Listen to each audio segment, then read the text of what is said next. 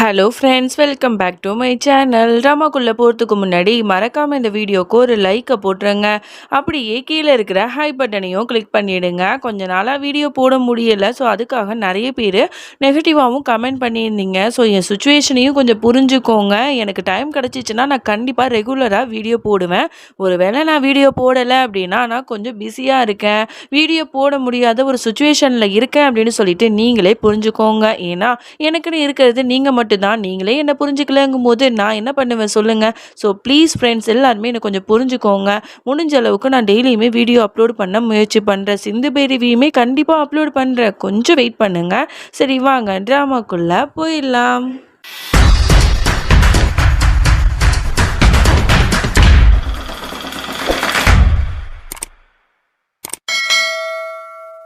Starting சீனில் நம்மளோட சீமா வந்து இந்த மாதிரி வந்து ரோஹிணி வந்து எப்படிலாம் இருப்பா, எப்படிலாம் நடந்துப்பா அப்படின்னு சொல்லிட்டு நம்மளோட துர்காவுக்கு வந்து சொல்லி கொடுத்துட்ருக்கா. இதெல்லாம் கேட்ட துர்கா வந்து ஓவர் கான்ஃபிடென்ட்டாக அதெல்லாம் நான் பார்த்துப்பேன், நான் ட்ராமாவில் நடித்து பழகி போனவ தானே, எனக்கு எப்படி நடிக்கணும்னு நல்லாவே தெரியும், அதெல்லாம் நான் பார்த்துக்கிறேன் அப்படிங்கிற மாதிரி ரொம்ப வந்து சாதாரணமாக சொல்லிகிட்டு இருக்கா. இதை கேட்ட உடனே பிரேமுக்கு கோவம் வருது. இந்த பாரு, எங்களோட குடும்பம் பெரிய குடும்பம், நீ வந்து இஷ்டத்துக்கு ரொம்ப வந்து தற்பெருமை மாதிரி பேசிகிட்டு இருக்க, இப்பெல்லாம் நீ இருக்கவே கூடாது, நீ வந்து பொறுமையாக சீமா சொல்றதெல்லாம் கேட்டுக்கோ, யார் யார் என்ன அப்படின்னு சொல்லிட்டு நிறைய டவுட் வரும், அது எல்லாத்தையுமே நீ கிளியர் பண்ணிக்கோ, நீ வந்து தேவையில்லாமல் ஓவர் கான்ஃபிடென்ட்டாக இருந்து அங்கே போய் சொதப்பிட்டீங்கன்னா என்ன பண்ணுவேன் அப்படிங்கிற மாதிரி பிரேமுமே கோவமாக திட்டிடுறான். இதை பார்த்த உடனே துர்காவுக்கு பயங்கரமாக கோவம் வருது. என்ன வேறு ரொம்ப ஓவரா பண்ணுறாரு, இதுக்கப்புறம்லாம் நான் வந்து ரோஹிணி மாதிரி நடிக்க முடியாது, வாடா தம்பி போகலாம் அப்படின்னு சொல்லிட்டு அவனை கூட்டிகிட்டு போகிறா. சீமா எவ்வளோதான் கெஞ்சி பார்க்குறான், ஆனால் கோச்சிக்கிட்டு அங்கேருந்து போயிடுறான். உடனே சீமாவும், ஏன் பிரேம் இப்படி பேசுனீங்க, இப்போ நமக்கு இருந்த ஒரே ஒரு சான்ஸ் இப்போ மிஸ் ஆயிடுச்சு, இப்போ என்ன பண்ணுறது அப்படின்னு சொல்லிட்டு பேசிகிட்டு இருக்காங்க. அதோட சித்தார்த்துக்கு கால் பண்ணி கேட்டால் அவனும் வீட்டை விட்டு நாங்கள் கிளம்பிட்டு இருக்கோங்கிற மாதிரி சொல்லிடுறான். ரெண்டு பேருக்கும் ரொம்ப அப்செட் ஆகிடுது. அதோட இங்கே பார்த்துவாச்சு வீட்டில் உள்ளவங்க எல்லாருமே வந்து அந்த வீட்டை வந்து காலி பண்ண ஆரம்பிச்சிட்டாங்க. எல்லா பேக்கையும் பேக் பண்ணிட்டு அழுதுகிட்டே வந்து அவங்களோட பல நினைவுகளையுமே நினச்சி பார்த்து ரொம்ப வருத்தப்பட்டு அழுதுட்டு இருக்காங்க. பாட்டிக்கெல்லாம் சுத்தமாக முடியல, அவங்களோட ஹஸ்பண்டோட அந்த ஃபோட்டோவை எடுத்துட்டு அப்படியே அழுதுட்டு நிற்கிறாங்க. அப்போ சித்தார்த்து தான், அல்லாதீங்க பாட்டி, பார்த்துக்கலாம் அப்படிங்கிற மாதிரிலாம் சொல்லிட்டு இருக்கான். அப்போ கரெக்டாக அந்த இடத்துக்கு வேலுவும் சசி வந்து அட அட அட இந்த கண்குள்ளா காட்சியை பார்க்கவே ரொம்ப சந்தோஷமா இருக்கு, நீங்க எல்லாரும் வீட்டை விட்டு வெளில போக வேண்டிய நேரம் வந்துச்சு, சீக்கிரம் கிளம்புங்கப்பா, இடம் காலியாகட்டும் அப்படிங்கிற மாதிரிலாம் ரொம்ப வந்து அவங்க மனசு கஷ்டப்படுற மாதிரி பேசிட்டு இருக்காங்க. இதெல்லாம் பார்க்கும்போது உங்களுக்கு ரொம்பவே கஷ்டமா இருக்கு. அதுவும் வேலுலாம் வந்து அவங்களோட பேக்கெல்லாம் தூக்கி வீசிட்டு இருக்கான், சீக்கிரம் கிளம்புங்க அப்படின்னு சொல்லிட்டு. உடனே சித்தார்த்தும், எல்லாம் வாய முடுங்க, நாங்கள் தான் கிளம்புறோம்ல, அப்போ எதுக்கு எங்களை அசிங்கப்படுத்துறீங்க அப்படின்னு சொல்லிட்டு அவனும் கதவை போய் திறக்கிறான். அப்போ கரெக்டாக நம்மளோட சீமா அங்கே வந்து நிற்கிறா. அவளை பார்த்த உடனே எல்லாரும் அதிர்ச்சியாக பார்க்குறாங்க. சசிக்கு வந்து ரொம்ப சந்தோஷமா இருக்கு. அப்பாடா, எல்லாரையும் வீட்டை விட்டு கழுத்தை பிடிச்சி வெளில தள்ளுறோம், ஒரே ஒரு ஆள் மட்டும் மிஸ்ஸிங்னு சொல்லிட்டு ரொம்ப வருத்தப்பட்டேன், நீ ஏன் வந்துட்ட, வா வா, உடனே அப்படியே கழுத்தை பிடிச்சி வெளில தள்ளுறேன் அப்படின்னு சொல்லிட்டு ரொம்ப திமிரா பேசிகிட்டு இருக்கா. அப்போ கரெக்டாக நம்மளோட ரோஹிணி வந்து, அதாவது ரோஹிணி வேஷத்தில் இருக்கிற துர்கா வந்து, போதும் நிறுத்துங்க, அதான் நான் வந்துட்டேன்ல, இனிமேல் தான் ஆட்டம் இருக்குது அப்படிங்கிற மாதிரி சொல்கிறா. எல்லாரும் அதிர்ச்சி அப்படி திரும்பி பார்க்குறாங்க. பார்த்தா நம்மளோட ரோஹிணி அங்கே வந்து நிற்கிறா. எல்லாருக்குமே ரொம்ப சந்தோஷமாயிடுது. ஆனால் சசிக்கும் வேலுக்கும் பயங்கர ஷாக்காக இருக்குது. ஐயோ, இறந்து போனவ எப்படிடா உயிரோட வந்தா அப்படிங்கிற மாதிரியே பார்த்துட்டு இருக்காங்க.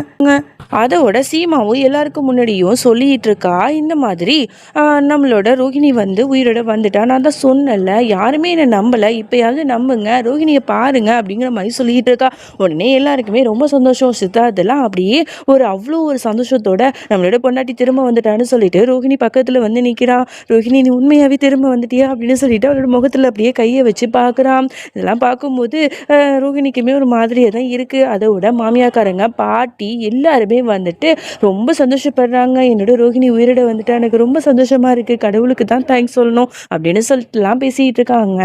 உடனே சசியும் வேலுவும் சும்மா இருப்பாங்களா? சசி வந்து காட்டு கத்திட்டு இருக்கா. நான் அடிச்சு சொல்றேன், இது கண்டிப்பா உண்மையான ரோகிணியே கிடையாது, இந்த சீமா ஏதோ பிளான் பண்ணி தான் ஒரு போலியான ரோகிணியை அழைச்சிட்டு வந்திருக்கா, இதை நான் நம்ப மாட்டேன் அப்படிங்கிற மாதிரி அவ கத்த. இன்னொன்று பக்கம் வேலுவும் காட்டு கத்திட்டு இருக்கான். ஆமா, இது ரோகிணியே இல்லை, நான் அடிச்சு சொல்லுவேன் அப்படிங்கிற மாதிரிலாம் கத்திட்டு இருக்கான். உடனே ரோகிணி சொல்றா, இந்த பாரு வேலு, உனக்கு அவ்வளவுதான் மரியாதை, என்னோட லைஃப்ல நீ பெரிய வந்து ரொம்ப ரொம்ப தப்பு பண்ணி ரொம்ப வந்து என்னோட லைஃப்ல வந்து விளையாடிட்ட, இதுக்கப்புறம் என் குடும்பத்தையும் சரி என்னையும் சரி கஷ்டப்பட்டு அசிங்கப்படுத்துறதுக்கு உன்னை நான் கண்டிப்பாக விட மாட்டேன். ஒழுங்கு மாதிரியே இங்கேருந்து ஓடி போயிட. நான் இருக்கிற வரைக்கும் என் குடும்பத்தில் உள்ளவங்கள நீ எதுவுமே பண்ண முடியாது. வாங்க போகலாம். இது வந்து நம்மளோட வீடு அப்படின்னு சொல்லிட்டு பாட்டியோட கையை பிடிச்சிட்டு எல்லாரும் ஒன்றா உட்காடுறாங்க. எல்லாரும் ரோஹிணிகிட்ட மனசு விட்டு பேசிகிட்டு இருக்காங்க. அப்போ தான் வந்து மாமியாக்காரங்க கேட்குறாங்க, எனக்கு ஒன்று தான் புரியலை. அன்னைக்கு சீமா வந்து நீ உயிரோட இருந்த அப்படின்னு சொல்லிட்டு இந்த மாதிரி கோயிலுக்கெல்லாம் கூப்பிட்டு போனால் அங்கே இருக்கிறவங்க எல்லாருமே வந்து அப்படின்னு ஒரு விஷயம் நடக்கவே இல்லை, நீ உயிரோட இல்லை அப்படிங்கிற மாதிரிலாம் சொன்னாங்களே அப்படிங்கிற மாதிரிலாம் கேட்கும்போது சீமாக்கும் என்ன சொல்கிறதுன்னு தெரியல. ரோஹிணியுமே வந்து திருன்னு முழிச்சிட்டு இருக்கா. அப்புறம் வேறு வழி இல்லாமல் எது சொல்லி சமாளிச்சிட்டு இருக்கா. அவங்களும் வேறு வழி இல்லாமல் நம்புகிறாங்க. இது தூரத்துலேருந்து பார்க்குற சசியும் வேலுவும் அப்படியே குழம்பிட்டு இருக்காங்க. என்ன நடக்குது இங்கே, எனக்கு ஒன்றுமே புரியலை. எப்படி இந்த ரோஹிணி உயிரிட வந்தா? வேலு நீ தானே அவளை வந்து சுட்டு கொலை பண்ண, எப்படா வந்தா அப்படிங்கிற மாதிரி சொல்ல, அது தாண்டி எனக்கும் புரியலை, நான் தானே கொலை பண்ணேன், எப்படி இப்படிலாம் நடக்குது, இந்த சீமா ஏதோ கிரிமினலாக யோசிச்சுட்டு இருக்கான்னு நினைக்கிறேன் அப்படின்னு சொல்லிட்டு 2 பேரும் பேசிகிட்டு இருக்காங்க.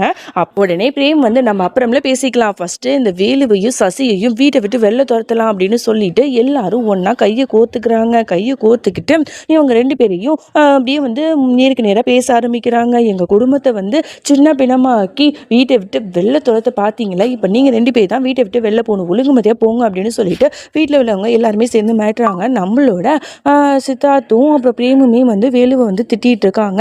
இல்லவே இல்லை, நான் நம்ப மாட்டேன், நான் என்ன இந்த வீட்டை விட்டு போகணும், இது என்னோட வீடு, இந்த ரோஹிணி வந்துட்டா எனக்கும் வந்து உரிமை இருக்குது அப்படி இப்படின்னு சொல்லிட்டு வேலுவும் வந்து ரொம்ப வந்து ப்ரெஷர் பண்ணி சண்டை போட்டுட்டு இருக்கான். சசிக்கும் என்ன சொல்றதுன்னு தெரியாமல் முடிச்சிட்டு இருக்கா.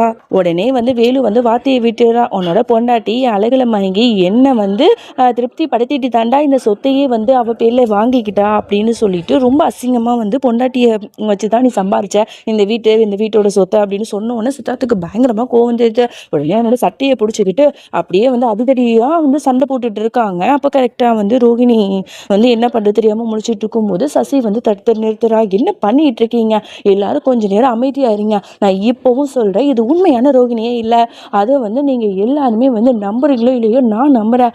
இவளை பற்றின வந்து ஏதோ ஒரு மர்மம் இருக்குது, அதை கண்டுபிடிக்கணும் அப்படின்னா இந்த வீட்டில் இருக்கிறவங்க யார் என்ன ரோஹிணிக்கு மட்டும் தெரிஞ்ச சில விஷயங்கள் எல்லாத்தையுமே இவகிட்ட கேள்வி கேளுங்க, அதெல்லாம் இவ வந்து சொல்கிறாளா என்னன்னு பார்க்கலாம், அப்போ தான் இவ உண்மையான ரோஹிணின்னு நான் நம்புவேங்கிற மாதிரிலாம் சொல்லிட்டு இருக்கா.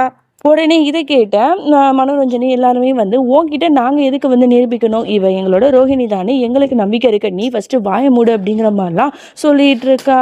உடனே வந்து சித்தார்த் வந்து சொல்கிறா, யாரும் எதுவும் பேசாதீங்க, எனக்கும் என்னோட ரோஹிணிக்கும் ஒரு சில கோட் வேர்ட்ஸ்லாம் இருக்குது, அது எல்லாத்தையுமே வந்து இவ பண்ணுறாளா அப்படின்னு சொல்லிட்டு பார்த்துடலாம், எனக்கு முழு நம்பிக்கை இருக்குது இது என்னோட ரோஹிணி தானே அப்படின்னு சொல்லிட்டு சித்தார்த் ரோஹிணி பக்கத்தில் போகிறா. எல்லாரும் பயந்துட்டு பார்க்குறாங்க. அது சீமாலாம் இவர் என்ன பண்ண போகிறாருங்கிற மாதிரியே பார்த்துட்டு இருக்கா. உடனே வந்து என்ன பண்ணுறா, கையை வந்து ஒரு மாதிரி வந்து 2 பேரும் கோத்துப்பாங்க இல்லையா, எவ்வளோ சந்தோஷம் இருந்தாலும் கஷ்டம் இருந்தாலும் அவங்க 2 பேரும் ஒன்றா கையை கோத்துப்பாங்க, இதுதான் அவங்களோட கோட் வேர்டு, இதை வந்து பண்றாளா அப்படின்னு சொல்லிட்டு நம்மளோட சித்தார்த்து கையை நீட்டுறான். ஆனா புதுசா இருக்கிற துர்காவுக்கு தான் ரோஹிணியோட கோடு வேர்டு எதுவுமே தெரியாது இல்லையா, அதனால அவ ஒண்ணுமே பண்ணாம அப்படி எமோஷனலா பார்த்துக்கிட்டு சிம்பத்தி கிரியேட் பண்றதுக்காக அழுதுட்டு நிக்கிறா. இதை பார்த்த சித்தார்த்துக்கு வந்து ஒரு மாதிரி ஆயிடுது, இவ வந்து என்னோட ரோஹிணியே இல்லை அப்படிங்கிற மாதிரி சொல்லிடுறான். ஒட்டுமொத்த குடும்பமும் அதிர்ச்சியாகி பார்க்குது. சசிக்கு ரொம்பவே சந்தோஷமா இருக்கு, ஆஹா நல்லா வசமா இவ மாட்டிக்கிட்டாங்கிற மாதிரியே பார்த்துட்டு இருக்கா. அதோட இந்த பாட்டை நம்ம முடிச்சுக்கலாம். இதுக்கப்புறம் என்ன நடந்துச்சு, உண்மையான இவ ரோஹிணி இல்லை, இவ வந்து வேறு ஒருத்தி தாங்கிறதெல்லாம் வந்து வீட்டில் இருக்கிறவங்க கண்டுபிடிச்சிட்டாங்களா என்னங்கிறதெல்லாம் அடுத்தடுத்த பார்த்து நம்ம தெரிஞ்சுக்கலாம். அது வரைக்கும் என்னோட காத்திருங்கள்.